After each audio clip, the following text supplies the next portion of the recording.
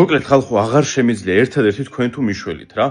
ისევ და ისევ ქრისტიმ ამოიყვანა ქუჩის კატას სახლში. არა, ხო, არც ამოიყვანა, კატა თვითონ მოვიდა, კარებზე დააკაკუნა, ვიცი რომ ძალიან უცნაურად ჟღერს, მაგრამ ამოვიდა, კარებზე დააკაკუნა, შემოვიდა თავისით, საჭმელი ჭამა და ქრისტი ეხა გარეთ არ უშვებს და უნდა რომ დაიტოვოს აი ეს კატა.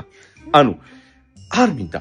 ორი ძაღლი მყავს. კი, ძალიან საყვარელი კატაა, კი ბატონო, როეფერები კრუტუნებს და ასე შემდეგ, მაგრამ ორი ძაღლი მყავს, ხალხო, ორი ძაღლი და ეხლა თქვენ გინდა თქვათ, რომ ან ქრისტიმ უნდა თქვას, რომ კიდე ერთი კატა გჭირდება. ქრისტი, რა თქინდა კატა? გიორგი, სხვათა შორის ამას ძმაც ყავს. ერთო ჩემო, რა ძმაც ყავს? ქრისტი, ორი კატა საერთოდ რა თმინდა? ნუ მლოკავ. გეუბნები ნუ მლოკავ. გიორგისთან წადი მოწოდე. ერთო ჩემო. ქრისტი, რა ვქნა? მლოკავს შენ, ნუ აფერისტო, აფერისტია ეს გეუბნებით, აფერისტია მლოკავს.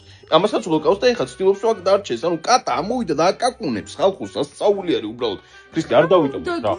ძმაც ყავს, გიო. ქრისტი, მარტივად გადავწყვიტოთ. ხო. 50,000 ლაიქი და კატას ვიტოვებ.